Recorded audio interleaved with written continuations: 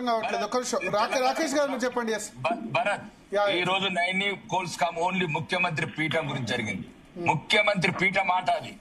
ముఖ్యమంత్రిని దించడానికి ఇద్దరు ముఖ్యమంత్రి ఉప ముఖ్యమంత్రి ఆడిన ఆటలో ఇప్పుడు నిజాలు బయటపడుతున్నాయి. ఒక్కొక్కటి 1600 కోట్ల స్కామ్ బయటపడుతుంది. ఎవరి మీద రాయించారు, ఎట్లయితే ఏబిఎన్ రాధాకృష్ణ గారి సీఎం గారు వెళ్ళి ఎందుకు గెలిచారు జనవరి 1 నాడు, ఇవన్నిటి మీద సిట్ వేయాలా, ఇంకొక సిట్ వేయాలా, అవసరమైతే సిబిఐ ఎంక్వైరీ వేయాలా. సిబిఐ ఎప్పుడైతే రేవంత్ రెడ్డి ఒక అమాయక మంత్రి, తెలంగాణలో హృదయం ఉన్న మంత్రి ఒక్కడు కోమటిరెడ్డి వెంకరెడ్డి, ఆ వయసులో అతను శోభ గురి చేసినట్టే ఈ ఉప ముఖ్యమంత్రి కుర్చీల ఆటలే. భరత్, ఇది నేను చెప్తున్నాను, త్వరలో వీళ్ళకి ఏమేమి జరుగుతాయి అన్ని జరుగుతాయి. ఎందుకంటే ఇక కోమటిరెడ్డి వెంకటరెడ్డిని ఇక మహిళా అధికారులను బ్లేమ్ చేయటము, ఇది ఓన్లీ వీళ్ళ బామ్మరిది అన్ని వెళ్తున్నాయి. ఇప్పుడు ఇవన్నీ ఈ సింగరేణి నష్టాల పాలు చేసిండ్రు. సిఎస్ఆర్ వీళ్ళ మనమల్లతో ఫుట్బాల్ ఆడుతందుకు సిఎస్ఆర్ లో డైవర్షన్ చేసిండ్రు. అన్నిటి మీద ఎంక్వైరీ జరుగుతుంది. మీరు ఏం టెన్షన్ పెట్టుకోకుండా ఇది ఒక్కటే. భరత్, ఈ రోజు మళ్ళా మొదలైంది కాంగ్రెస్ కుర్చాట. ఈ కుర్చాట గురించే ఇది నైనిని వాడుతున్నారు. సింగరేణి సంస్థని సర్వనాశనం చేస్తున్నారు. ఇది ఇంకా ఏం కాదు, కుర్చీలాట. ఇది ఉప ముఖ్యమంత్రి కుర్చీలాటలో తెలంగాణ ప్రజలని నష్టపరుస్తున్నారు. తెలంగాణ ప్రజల సొమ్ము ఏదైతే సింగరేణి ధ్వంసం చేసి ఈ 1600 కోట్లు స్కామ్ కు తెరలేపారు. మొత్తానికి కేంద్ర ప్రభుత్వం స్పందించింది, ఆ టెండర్లు రద్దు చేసింది. ఇంకా ఆదానిలో అమ్రానిలో ఎట్లయితే ఆజీ మస్తాన్ తో ఇందిరాగాంధీ డిన్నర్ చేసింది, ఇవన్నీ తర్వాత మాట్లాడదాం. కౌశిక్, ఆజీ మస్తాన్ తో ఎట్లా ఇందిరాగాంధీ గారు లంచ్ చేసారు ఆ తర్వాత మాట్లాడదాం. ఇంకా చాలా ఉన్నాయి. రాజీవ్ గాంధీ గారు ఎవరెవరితో తిన్నారు, అది కాదు సమస్య. ఈ దేశంలో ₹1 ఆస్తి పెరిగిన ప్రధానమంత్రి అంటే ఒక్కడు ఇప్పటివరకు ఉన్నది ఓన్లీ నరేంద్ర మోడీ గారు, 3వ ప్రధాని. దయచేసి ఎవరిని ఉపేక్షించము. వాళ్ళు ఎవరైనా చట్ట న్యాయ సంస్థల ద్వారా పొందుండొచ్చు, కానీ ఎట్టి పరిస్థితులు మాత్రం తెలంగాణలో ఒక విస్ఫోటమైన మీరు ఇవన్నీ డైవర్షన్ పాలిటిక్స్ చేస్తున్నారు. మీరు కుమ్మక్కయ్యారు. మీరు ఎన్ని సంవత్సరాలు చేస్తారు? ఇంకా 2 సంవత్సరాలు చేస్తారా? ఇంకా 2 సంవత్సరాలు సిట్టేసి ఏమేమన్నాడు మీరు? రేవంత్ రెడ్డి గారి మాటలు ఏ రావులు అన్నాడు, మర్చిపోయారు. ఎట్లా అప్పుడు రేవంత్ రెడ్డి గారి స్టేట్మెంట్ అంటే మీరు తెలంగాణ ప్రజలంటే మీకు అవమానకరంగా ఉంది. తెలంగాణ ప్రజలు ఏమేమి మాట్లాడారు భరత్? రేవంత్ రెడ్డి స్టేట్మెంట్స్ అని బయట పెట్టండి. రేవంత్ రెడ్డి స్టేట్స్ ఏమని మాట్లాడాడు? ఏ రావులు ఆ రావులు అనుకుంటే మాట్లాడాడు కదా. స్టేట్మెంట్ మర్చిపోయారా? రకుల్ రావు అని అన్నది ఎవరు? నేను అన్నానని ఈ రోజు మొత్తం మేము మాట్లాడితే ఇబ్బంది అనిపిస్తున్నది. మా కుటుంబ సభ్యుల గురించి మాట్లాడినట్టు ఫీల్ అవుతున్నాం. మీ రాజకీయ అధికారం గురించి, మీ అవినీతుల గురించి మొత్తం తెలంగాణ ప్రజలను రెచ్చగొట్టారు. 2 సంవత్సరాలు అయింది ఆ సిట్ మీద. ఇంకెన్ని రోజులు చెప్తారు? మీ కాంగ్రెస్ గజ్జల కాంతం ఏమన్నాడు? సినిమా స్టార్ల పేరుతో సాధించాడు. మేము మాట్లాడతాం, ఎందుకంటే మాకు కూడా ఆడపిల్లలు ఉన్నారు, మాకు కూడా ఆడబిడ్డలు ఉన్నారు, మేము సంసారం చేసే కుటుంబాలు ఉన్నాయి, గంగలు పోయినాయని మేము మాట్లాడుతున్నాం. తెలంగాణను అడుగడుగున అవమానించే పార్టీలు మీ ఎవరన్నారు? గజ్జల కాంతం చూపియాలా? 6 శాసనసభ్యులు కూడా ఆబ్జెక్షన్ చేశాను. ఇంకొకసారి 6 శాసనసభ్యులు మాట్లాడద్దు, అవసరం ఒకటి పేరు తీసి మాట్లాడుకోండి. 6 శాసనసభ్యులు నా తర్వాత ఇంకోరు వస్తారు, నేను వస్తారు, ఇంకోరు వస్తారు. ఆ రోజు ప్రెస్ మీట్ పెట్టి చెప్పాడు భరత్. ఏంటి మాట ఎందుకు జరగలేదు? మరి ఎందుకు జరగలేదు? ఎందుకండి టెలిఫోన్ ఇవన్నీ ఎందుకు జరుగుతున్నాయి? చర్చలు 2 సంవత్సరాల నుంచి ఎందుకు ప్రజలను దూరం చెప్తున్నారు? ప్రజలను పక్కదూర పెట్టడానికి, మీ 6 అబద్ధాల్లోని ప్రజల దృష్టి మరల్చడానికి ఈరోజు తెలంగాణ మొత్తం అప్పులపాలం చేసి ఇప్పుడు మొత్తం అవినీతిమయం చేశారు. మీరే తక్కువ చేశారు. ఎట్లా?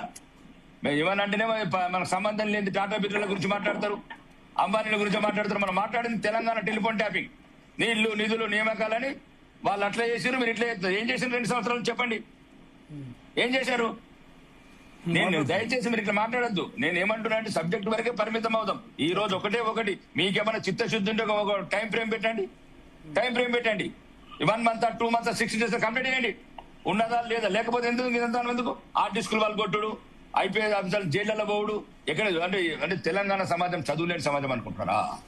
కాంగ్రెస్ ప్రభుత్వం ఎట్టయితే 60 ఏళ్ళ నుంచి మోసం చేసి పరిపాలించినట్టు అనుకుంటారు. ఈ కాలంలో కూడా అయిపోయింది. చలేగా ఓ గాంధీ గాంధీ చలేగా సబ్కు చలేగా. ఇప్పుడు తెలంగాణ ప్రజలకు చైతన్యవంతులయ్యారు. మీరు ఏమేం చేస్తున్నారు అన్ని అర్థమవుతున్నాయి వాళ్ళకు. ఎందుకు భరత్ వీళ్ళు టెలిఫోన్ ఇవన్నీ ఎందుకు, ఫోన్లు మార్చుడు ఇవన్నీ ఎందుకు తీసుకుంటున్నారట? ఎక్కడెక్కడ వార్ రూమ్లు ఎందుకు పెట్టారు? నీకు ఎక్కడైతే నీకు టెలిఫోన్ ట్యాపింగ్ అయినా అఫీషియల్ చేయొచ్చు. అది నువ్వు చెప్పేది అవసరమే ఉన్నది.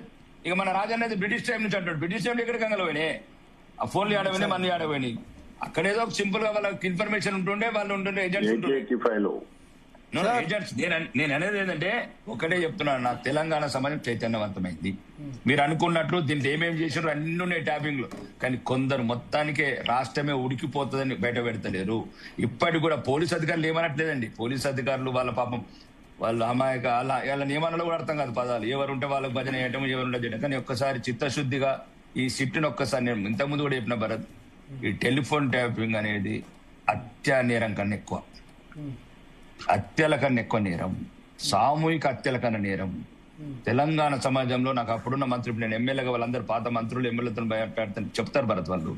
అన్న మేము భార్యలతో కూడా మాట్లాడడానికి భయపడ్డామన్నా, కూతుర్లతో కూడా, అంటే ఏదైనా మనసు విప్పి నవ్వుదామంటే కూడా భయపడ్డామన్నా అని చెప్తున్నారన్న భరత్. నేను చెప్తున్నా ఒక శాసనసభ్యుడుగా, అంటే ఆ రకమైన భయం క్రియేట్ చేశారు. ఆ రకమైన భయం ఎందుకు చేస్తారు? అవును, అది ఎవరైనా పోలీసులో చట్టబద్ధంగానే ఉంది టెలిఫోన్ ట్యాపింగ్. అది ఎవరికి? రాజ్యానికి వ్యతిరేకంగా చేసే కుట్రలు. కానీ అట్లా కాదు, మరి బ్లాక్ మెయిల్ చేసుకుంటా అన్ని రంగాలను బ్లాక్ మెయిల్ చేసి వ్యాపారులు ఏం చేసిండ్రండి? వ్యాపారులు ఏం చేసిండ్రు? ఆర్కిటెక్ట్లు ఏం చేసిండ్రు? జడ్జిలు ఏం చేసిండ్రు? జడ్జిల మీద కూడా చెప్తారండి. అది అఫీషియల్ గా సిండ్ కవర్లో పెట్టిర్రు. అది చెప్తే మీకు అర్థమవుతుంది. అందరికి ఉరి పెడతారు. ఇప్పుడు ఏమని అంటేనేమో వాళ్ళ పౌరుషంగా మాట్లాడుతున్నారు అంటారు. మరి పౌరుషంగా మాట్లాడకపోతే భార్య భర్తల టెలిఫోన్ ట్యాపింగ్ అంటారా మీరు?